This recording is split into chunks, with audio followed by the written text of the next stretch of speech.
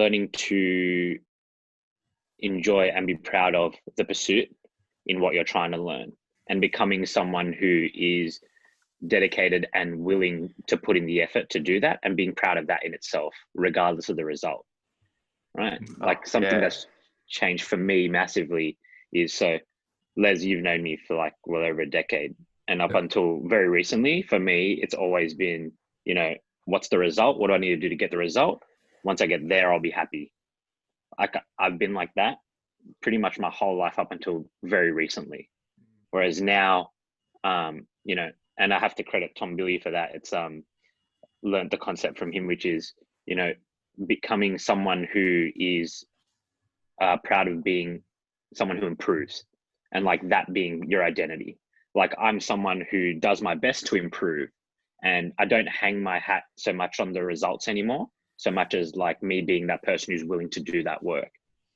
And then when I do things and I try new things, and, you know, I try to become better at them, I'm happy with the effort that I'm putting in, regardless of if, you know, like I've just, in this time we have now, I've decided I want to make pasta. I want to get really good at it.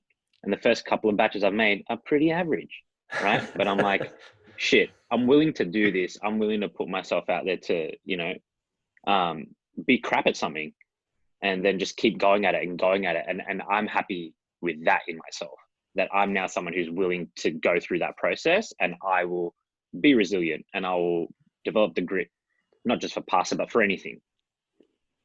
So it's embracing the suck, because there's parts of it that's sucky. But I love the Chinese proverb that says the journey is the reward.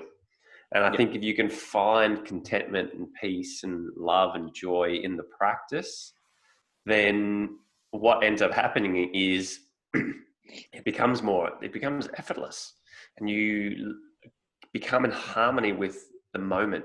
So instead of striving to get to this certain thing, and then when I get there, I'll be happy. It's, well, along this path, I can be happy at each step that I take, and understand that this is my first batch of pasta. And while it may not have been what I expected, it is still damn good, and I'm still proud, and I've learned. And so I've got short feedback loops. And I think the gift is in the journey, and being able to live and breathe in that, knowing that you have that you'll get better. I'm a person, that mindset shift. I'm a person who does enjoy the improvement.